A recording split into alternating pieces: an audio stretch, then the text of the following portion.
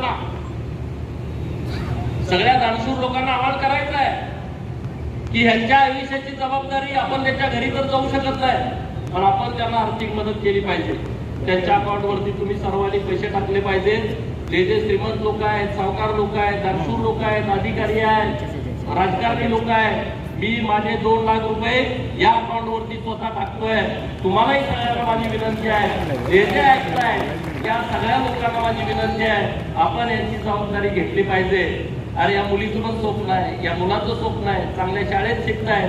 आई वडिलांना वाटत होतं डॉक्टर इंजिनियर व्हावं, आता आई वडील नाही आतमध्ये जिवंत आहे आणि त्यामुळे सगळी जबाबदारी आपली आहे. राज्याचे मुख्यमंत्री महोदय अत्यंत संवेदनशील आहेत याबाबत. या सगळ्या प्रकरणाचा स्वतः फॉलो घेत आहेत, स्वतः या सगळ्या गोष्टीवरती लक्ष देऊन आहेत आणि ते या जिहाद्याला फासावरती लटकवल्याशिवाय राहणार नाही. हा मला आणि तुम्हाला सर्वांना 100% विश्वास आहे. फासावरती लटकवतील अजिबात नाही. आम्ही दवाखान्यातलं परत यांना घेऊन SP साहेबांना भेटायला गेलो रात्री 6 वाजता, SP महोदयांना, आणि हे सगळे साक्षीदार आहेत. तरी अंतुराला खेळून होता.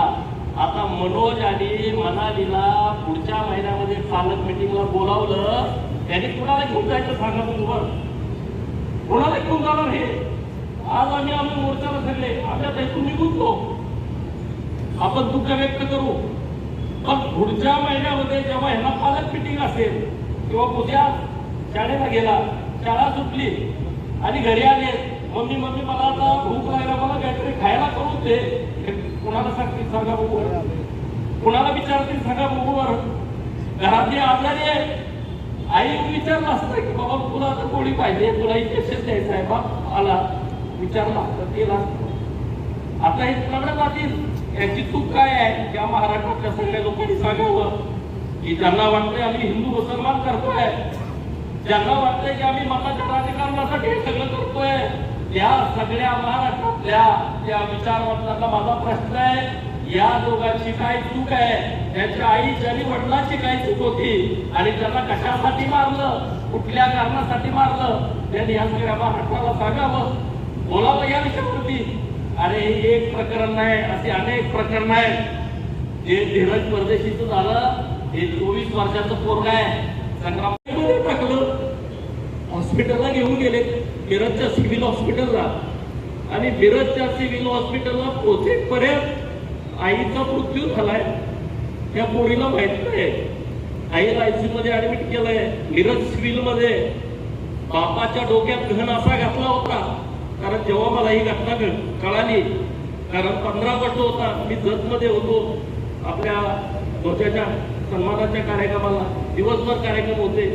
मी जेव्हा माझ्या गावाकडे निघालो झऱ्याला, तेव्हा नागस फाट्यावरती आल्यावरती मला फोन आला की असा असा प्रकार घडलाय आणि आम्ही तुम्हाला थोड्या वेळात फोन करतो. मी म्हटलं इथूनच वळू का तिकडं? काय म्हणजे आम्ही तुम्हाला थोड्या वेळात फोन करतो, अर्ध्या तासानं. मग मी अर्ध्या पाऊण तासानं माझ्या घरी पोहोचलो. मला असं खिन्न झालं होतं की असा प्रसंग सांगलीमध्ये घडलाय, आईचा मृत्यू झालाय आणि वडील मृत्यूशी झुंज देत आहेत. आणि मग घरी गेल्याच्या नंतर 7 वाजता परत फोन आला की तुम्ही तत्काळ मिरजला आलं पाहिजे. मी मिरजला आलो, सिव्हिल हॉस्पिटलला आलो, डीन सरांशी फोनवरनं बोललो, डॉक्टर शिंदे सरांशी फोनवरनं बोललो. बाहेर आलो तेव्हा सगळे आपल्या परिवाराची सगळी मंडळी तिथं होती. ही मुलगी मनाली तिथं होती, त्यांचे चुलते गोव्यावरनं आले होते, त्यांची आत्या तिथं होती. आता आईचा मृत्यू झाला, पोरीला माहित नाही, आता सांगायचं कसं? पत्रकार मित्र सगळे तिथं होते.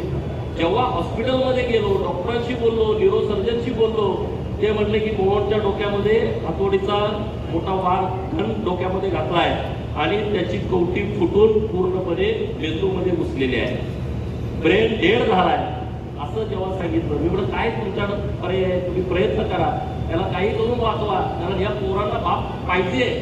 आणि म्हटले काही प्रयत्न जरी केला तर यश येईल असं वाटत नाही, परिस्थिती खूप बिकट आहे, कारण BP प्रचंड लो आहे. हे सगळं इंजेक्शनवरती त्याला आम्ही आता टिकवलं आहे.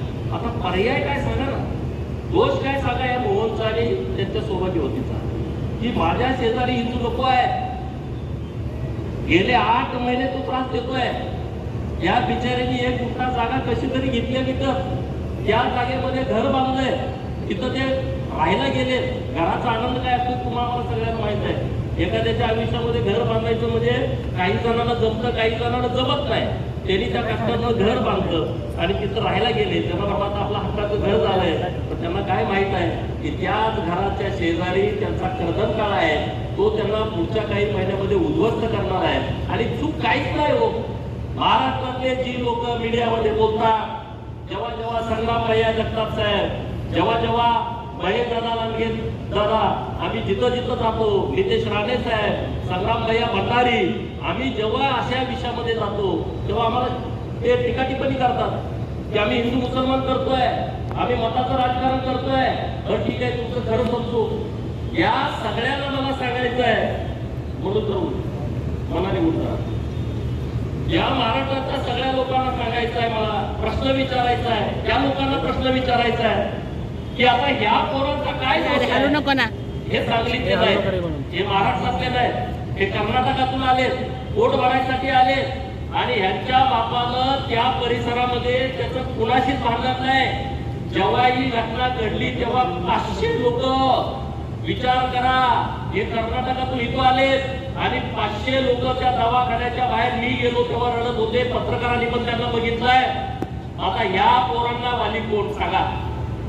मी माझे वडील चौकीत असताना ब्रेन ट्यूमर झाला, दवाखान्यात होते, माझे वडील शिक्षक होते. मी सांगलीच्या कॉलेजला, कस्तुरबाई वंशाच्या कॉलेजला शिकलोय, करायच्या आमच्या जवाहरलाल नेहरू विद्यालयामध्ये शिकलोय. दर महिन्याला पालकाची मिटिंग असते, तुम्ही सगळे शिकलाय.